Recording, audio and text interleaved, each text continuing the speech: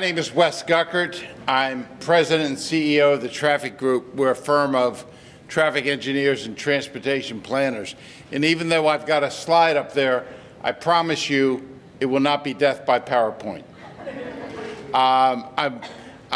If time permits, after I finish a short presentation, then I'll show you my thoughts and what we should be doing as a community relating to creating safety on our roads and streets for pedestrians and bicyclists and drivers. But just as importantly, I'm going to be talking about first how we deal with providing funding to do these things that are so important. And you know, according to our governor, the #1 priority for all elected officials is the safety of its citizens. And in my mind, that does not just mean talking about safety because of violent crime. In my mind, the safety of our citizens applies to traffic fatalities and pedestrians and bicyclists that are injured or killed. The Washington, D.C. administration, through the Federal Highway Administration and the Secretary of Transportation, is currently administering funding that, if you're not aware of, my hopes in the next few minutes will be to make you all aware of, about this money that's directly available from the federal government directly to municipalities without having to go through the Maryland Department of Transportation and the State Highway Administration. Once you get into it, if you haven't gotten into it yet, it's not necessarily an easy task to get that money from the federal government, but it's certainly something that is being done, can be done, and will go on for the next several years. It's really going to take stakeholders such as yourself to encourage and push along the different agencies. While I realize you guys are Planning Commission members, the fact is, I know from my 50 years experience that you do have influence, and you can push along the different agencies to do what needs to be done. I want to talk a little bit about the fact that we really are in an epidemic as it relates to the fatalities that are occurring on our streets and roads and sidewalks. On a national basis, there are some areas where fatalities are going down, but that's about half the country as it relates to the states. The other half, including Maryland and Washington, D.C., it's going up. And we in the traffic engineering, transportation planning community, and you guys in the planning community really need to continue to understand how critical it is. Because if it was your child, it was my grandchild that got hit, we would be caring a lot more. There are over 40 children hit by cars in our country every day. Let me say that again. Over 40 children are hit by automobiles in our country every day. Are we doing enough? If it was your grandchild or your child, not as far as I'm concerned. And when I think about these things, and this is not the first time I've given this type of presentation. I did it at MML Fall Conference a couple of weeks ago. Yes, sir. Is this just in Maryland? No, I would have said on a national basis, 41. Yes, sir. Yes, sir. I think about where we are, and I think about Ronald Reagan when he said, if not now, when? And if not who? Really, the key to unlocking the funding is to develop an action plan. And the infrastructure law established something called Safe Streets and Roads for All, SS4A. Ultimately, there's going to be $6 billion of your tax money and mine that is going to be out there to gather. And if we, as a local community, fail to take the time to fill out and create an action plan, which will ultimately get a grant to determine what needs to be done for your community, and then the following time, after that action plan is done, you go for a grant for implementation.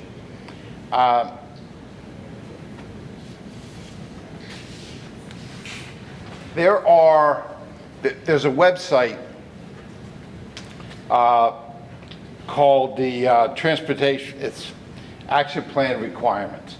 You'll find it on the Federal Highway Administration website, SS4A Action Plan, and it'll take you through all of the things that you need to do to build an action plan. And then once you do the action plan, you get that going. It will detail the things that I'm going to talk about if I have time, or as it relates to safety items. And then you can file for a grant to do an implementation to get those things done. Again, this is money that's available directly through the federal government, through the Federal Highway Administration, not through the state of Maryland MDOT. Those of you that have tried to get money from MDOT, it's a process, because money will come, in the past would come through Federal Highway Administration to MDOT, then you got to go to MDOT to get that. It's a bit of a process. This is the first time ever that money is available directly from the feds without going through the state DOT. That's a big deal. And the information on the website goes through the Safe Streets and Roads for All grants, how you apply, the eligibility requirements, applicant eligibility, multi-jurisdictional situations. It gives you a list of projects that have been awarded, and there's a step-by-step process to satisfy the requirements. There actually is even a self-certification to see if you're eligible for that. There's a self-certification worksheet to help you determine if you're eligible. The qualifying elements may come from may come from a variety of your local plans and your transportation plans, but it's not strictly a transportation plan. You can't pull that off the shelf and assume that all by itself is going to make you eligible for an action plan grant. However, if your jurisdiction currently has a Vision Zero plan or a local road safety plan, those documents will be invaluable as it relates to being able to fill out the eligibility and to fill out the grant application. But a transportation master plan or mobility master plan all by itself would not meet the criteria for an action plan grant. Now, the components may be found in multiple plans, including your master plan transportation or your Vision Zero plan. But understand that the Federal Highway Administration views this as a living and breathing document process. And because it's a multi-year program, there are deadlines that come along. And you need to be keenly aware of when the deadlines cut you off as it relates to the action plan, or if you're beyond that and you're in the implementation grant stage, you need to be keenly aware of the deadlines.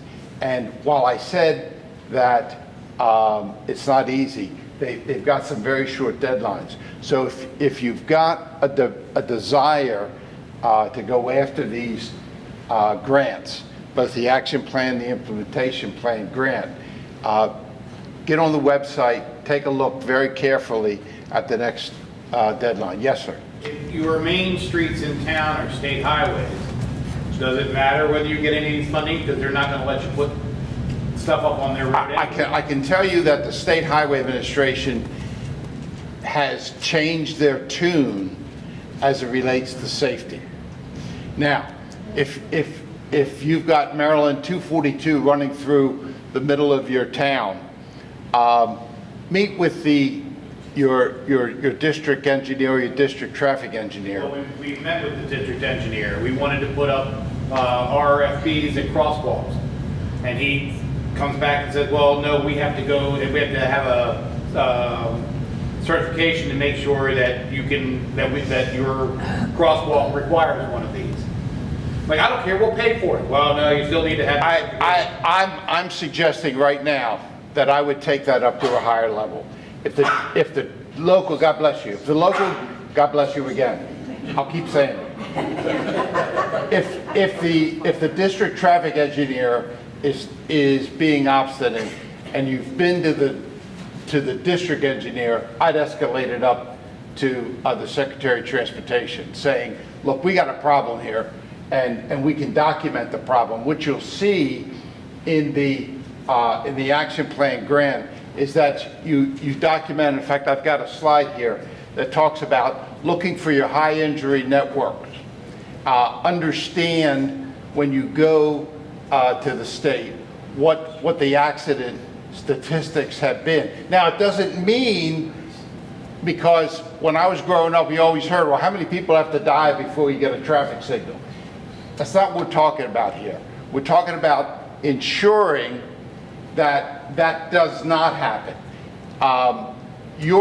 My goal is hopefully lead you down a path, pun intended, lead you down that path that will allow you to provide the information that's needed. And I can tell you, I had a meeting yesterday with District 3. And I've got a contact with a guy. His main job is pedestrian safety on state roads. And he used to be the assistant district engineer for traffic for District 3, which is Montgomery, Prince George's. He's now statewide on safety. I can almost guarantee you that you go to him, he's going to guide you as to what you need to do. Because that's his job, and he wants to make a name for himself. What's his name? I will get that for you afterwards, okay? His name is Joe Mogies, M-O-G-E-S. M-O-G-E-S, Joseph Mogies, M-O-G-E-S, and he's with the Maryland Department of Transportation, State Highway Administration. These grants can be used to develop complete street policies, processes and plans and manuals as part of your comprehensive safety action plan. In general, the federal DOT expects these plans to include locations where safety risks, like this gentleman pointed out, have been identified, and to list the types of projects that are needed. The self-certification eligibility worksheet that I just talked about a few minutes ago, it's a 2-page document with the purpose to determine whether an applicant is substantially similar, what he wants to do, his plans are substantially similar to the grants that are needed. Overall, the SS4A process really is clearly spelled out. It's not going to be terribly difficult, but I really encourage you to not take no for an answer, because we are in a process, we're in a situation in our state that quite frankly is critical. And when Can I just say something? Yeah. I ain't body, I'm not a have a in my work with Wes, and I know a little bit about the SS4A. I just want to go back to the timeline that you spoke about, that there's a short timeline to submit your applications. They typically, historically, the last 2 times, they issued the application mid-July, and the responses are due September 15th. So basically, you have 60 to less than 60 days to submit. But I can also tell you that Prince George's County government has received grants, and so has the city of Salisbury. And I think that up in Delaware, up in the Rehoboth Dewey area, they've also received grant applications. And when we talk about Vision Zero, we're really talking about 0 fatalities and 0 excuses. Because, as I said before, fatality crashes are at an epidemic rate. And the federal government believes that the SS4A program really is part of the solution. Some of you may know, by dealing with the State Highway Administration or other counties, that there's something called the 85th percentile speed. And that's the speed at which 85% of the vehicles are traveling, 15% are going above that. And in the past, governments would say, we've got to set our speed limit at 85th percentile. Which means that if you've got a road that you think people should be driving 25, and 85% of the people driving 40, government's going to set the speed limit at 40. That is wrong, because speed, as shown here, is nearly always the cause of fatalities. Yes, but that's exactly what they tell us. And I'm going to help you change that. You come to me, and we'll go to the state highway together. And I'm not saying as a consultant, I'm saying because we got to change this. Because when you reduce congestion, and you know, all over the state of Maryland, we've got adequate public facilities ordinances. Those ordinances require consultants like us to make road improvements to reduce congestion and increase capacity. Well, when you reduce congestion, you're increasing speeds. When you reduce the speeds, you're going to reduce the fatalities. So I am a big believer in allowing lower speeds to be established to reduce fatalities. And if it takes the constituents an extra minute or 2 to get from point A to point B, we're here to save lives. And I'm going to show you a chart in a few minutes. Maryland is in a historic surge of pedestrian deaths over the last 2 years. 21% fatality rate for pedestrians. It's the largest year-over-year increase since 1975. That's almost 50 years ago that we've got this pedestrian surge over the last couple of years. And yet, let me go back here, and yet vehicle miles traveled dropped over 10%, okay? This chart shows you that bicycle activity went up dramatically as a result of COVID. And so we need to be in a situation where we start to look at the increased funding that the state of Maryland have. Even the state of Maryland's got almost $4 million this year to deal with bikeways. Now, everywhere I go, I hear communities saying, bikeways, that's slowing us down. Bikeways, you're reducing capacity. Yeah. And your point is what? That the peds and the bicyclists are safer? And is that so bad? Because it takes you a few extra minutes to get down Main Street? on a 4-lane road that should be 2 lanes, on a road you're driving 40 miles an hour on, that you should be driving 25 or 30. And the bike lanes, the bikeways by themselves will reduce the pavement width and reduce the travel speed and make it safer for everyone.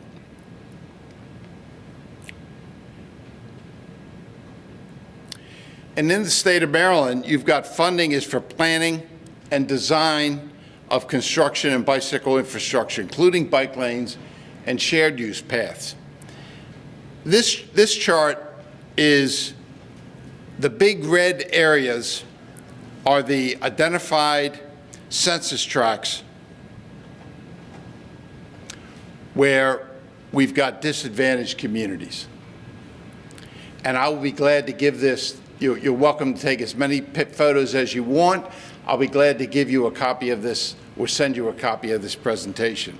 But as you can see, the disadvantaged communities are largely on the Upper Eastern Shore and, of course, around Washington, D.C.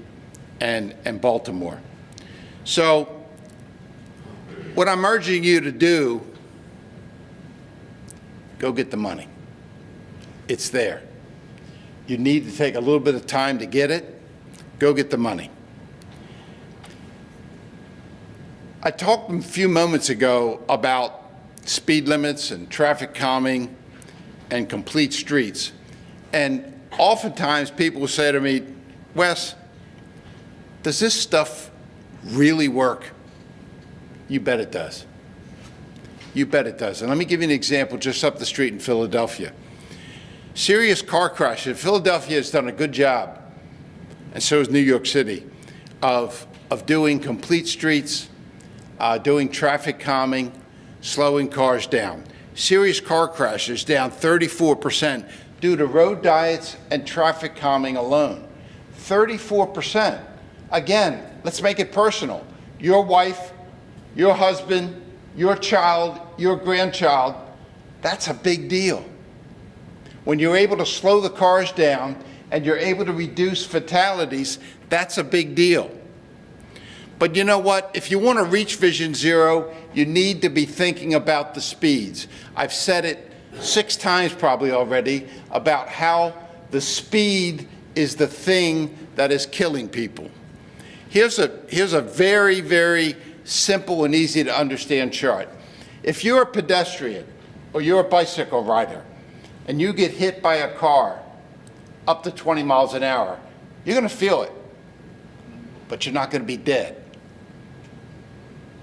You start increasing that speed and you're increasing the injuries. You get to 35 miles an hour, you got a terrific chance of taking a dirt nap.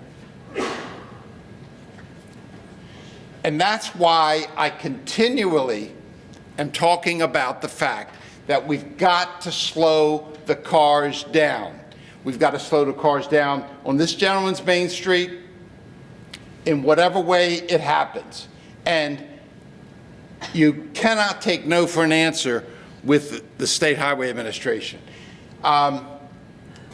These devices, that is the in-road lighting, have had tremendous success where you are taking ped crossings and you are lighting them. This particular one you can take and have it as a push button for the lights to flash.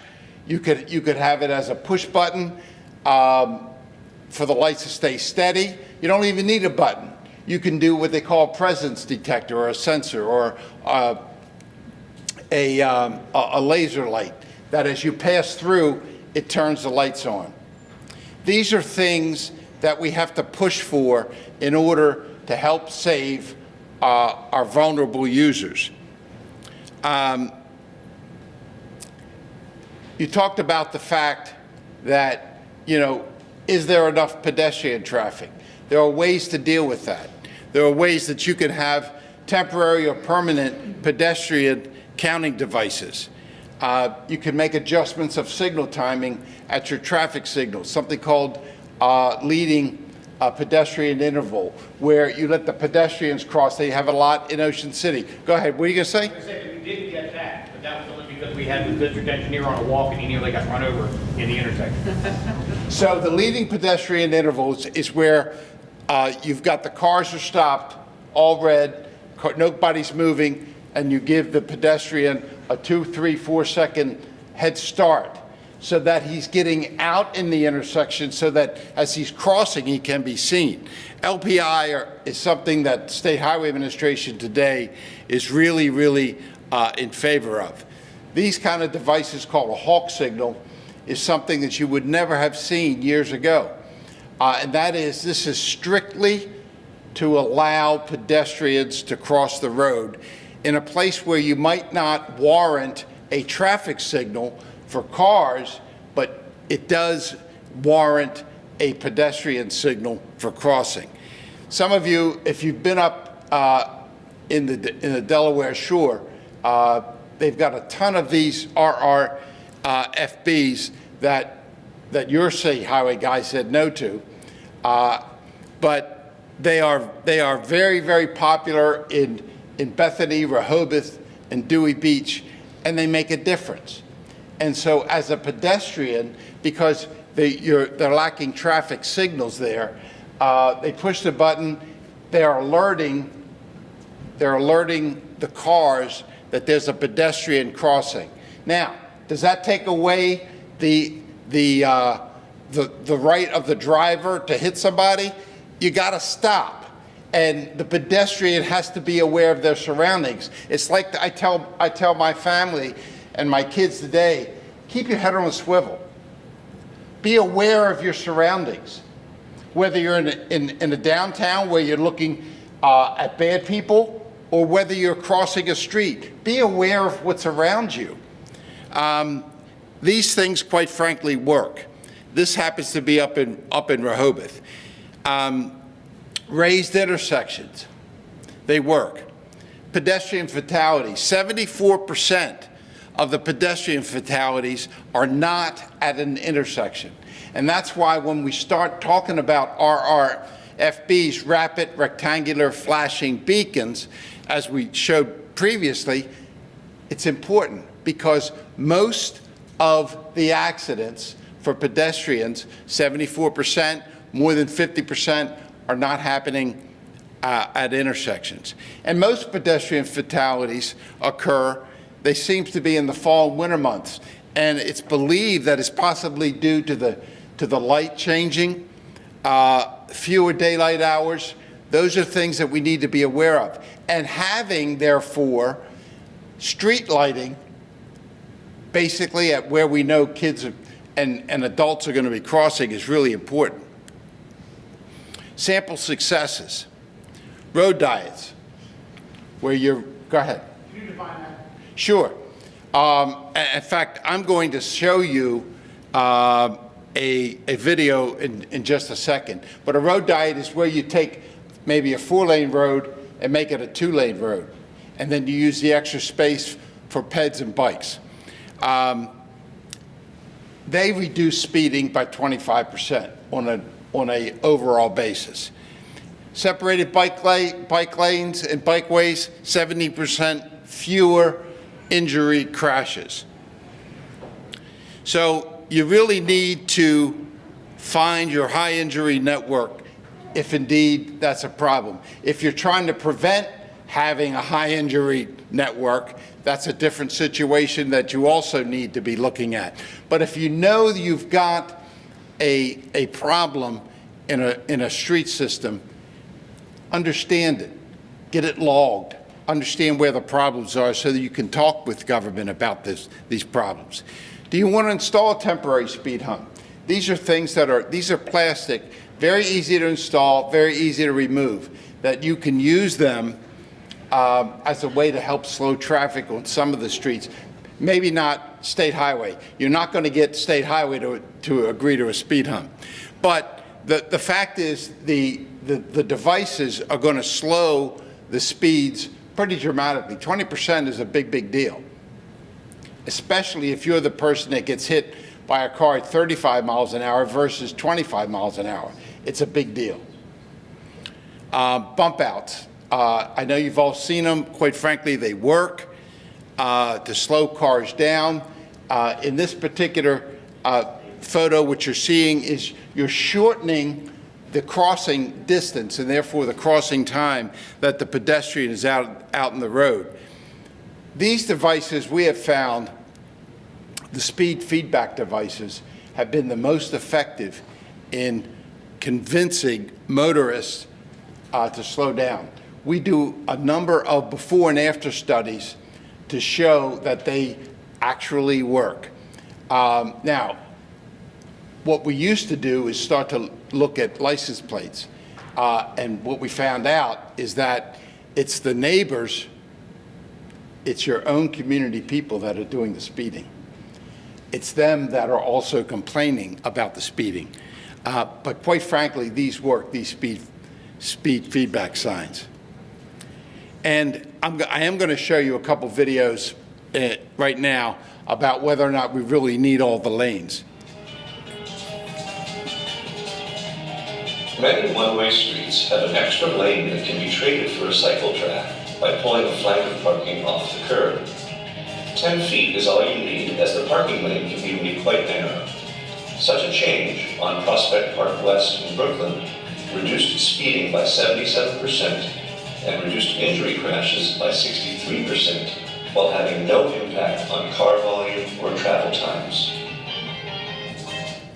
So where are you going to start? Well, there are a number of NACTO, National Association of City Transportation Officials, has a number of guidebooks, Urban Street Design Guide, the Urban Bikeway Design Guide, and these are the things that we use to help guide In the communities. classic American road diet, a standard 4-lane street is replaced by a 3-lane street with a center lane reserved for left-hand turns, yielding 10 or more feet that can be used for bike lanes, parking, or sidewalk extensions. While these conversions reduce injuries dramatically, a study of 17 different North American road diets showed 0 net decrease in vehicle capacity. So these things work, but it requires a vision, and it needs to be adopted by the agencies. And how are you going to fund traffic calming? We're back now to SS4A, and that's where the Streets and Roads for All. We've talked about the amount of money, and we've talked about the discretionary program. And MPOs and counties, cities, towns, all you guys are eligible to apply. And the funding, the expected action grant funding can be $200,000, could go up to $1 million. But you need to figure out which is the right grant, which is the right process for yourself. And the Federal Highway Administration goes through step by step these things. Now, Renata, you want to talk just for a second about the National League of Cities and the courses? Sure. So the National League of Cities, I'll get over here so I don't have my back to anyone, has established a program, because this is an online platform, and it can be intimidating initially. If you don't properly fill in a certain page, you can't progress to the next page. So it can get a little cumbersome. And it's understood that your resources are limited. You don't necessarily have people who can spend a lot of time training for these, or you might not have the money to pay for training for this. So they have established boot camps, and they are specific, each boot camp, there are boot camps specific to each grant that's available. They're free. You can attend as many as you want, and as many people in your organization as you want to attend these are welcome. There's no limit to how many of you can attend. And you can go through them repeatedly. If you want to refresh, you can go through it over and over again. There are, if you just get on their website, they have a schedule of what boot camps are happening right now and in the future. I highly recommend that you take advantage of this, because then if you don't understand something, you have a resource you can turn to right away who can answer your questions. They've built these programs, they've built these platforms, they can walk you through them. And the cities that have participated, almost $500 million they've been awarded, these cities and towns. So, yes, sir. With the National League of Cities, once you sign up, they'll also send an employee to call you and email you to see how you're doing in the process. So they're Proactive. They're fully in it. I've been with them. And if I can make a point on your road widths. Yep. The town of Denton just went to 11-foot roadways because on the eastern shore, we all don't ride Teslas, we all have big pickup trucks. And the tractors, don't forget the tractors. I love tractors. We have a tractor element too. Yeah. So we went to 11-foot roads with the 8s and the shoulders. And, Developers hate it. and so 3 to 4 month courses, they're online courses, right? They are, yes, these are all virtual courses. And they're timed to correspond with the deadlines. And it's free. Did I mention that it's free? Because it is. We like free. Free. What is a commercial? We've actually had communities come to us to see if we could go through the process for them. And that really doesn't work very well because some of the information is confidential. And I would have to then get in touch with that agency, that community, and say, well, you need to give me your financial information, your structure, just too much back and forth. So it just makes more sense to be trained and just have the know-how in-house. Yes, sir.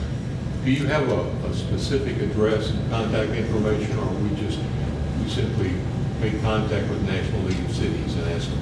That's all you do. That's all you do. Clarence Anthony, President, Executive Director, NLC, very good friend. This gentleman here, what is your name? Don Mulrine. Don Mulrine, And you're with what town? Town of Denton. There you go. In case municipal employees don't know, almost every city every incorporated city in the state of Maryland is now a member of the National League of Cities. Oh, wonderful. By default, because the MML has a membership that carries through. So that is available to you even if you don't know it. Yeah, and again, the beauty of this program is these classes, these boot camp, each boot camp is, let's say it's a traffic calming grant. There's boot camp just for traffic calming. Let's say there's one to, I don't know, widen roads. There's one just for widening roads because there are nuances for each grant. But your town, your community really needs to embrace a culture. You've got to be in the game so that the goal can be reached. And what I said before is that municipalities from around the world have been finding wild success with Vision Zero. New York as an example. You wouldn't think it would be the case, but New York has a very robust Vision Zero program. Their fatalities have declined 28%. 28%. Pedestrians deaths down 45%. But it takes that culture and it takes a buy-in from the community to make it happen. So I'm going to leave you with just a couple thoughts that really are not traffic related. And that is that the happiest people don't necessarily have the best of everything. They just make the best of everything they have. And that's really important for all of us to remember that. And that life is not about how to survive the storm, because we all have storms, but how are we going to dance in the rain? So hopefully you can use this presentation as walk-around knowledge. That's what I call it. I call it for my team and for other folks. It's going to serve you well, because hopefully you know a little bit more today about traffic safety, what the problems are, what the challenges are, and how to go about hopefully solving them for your town and your community. So thank you for your time. I'll be happy to answer questions if we have time.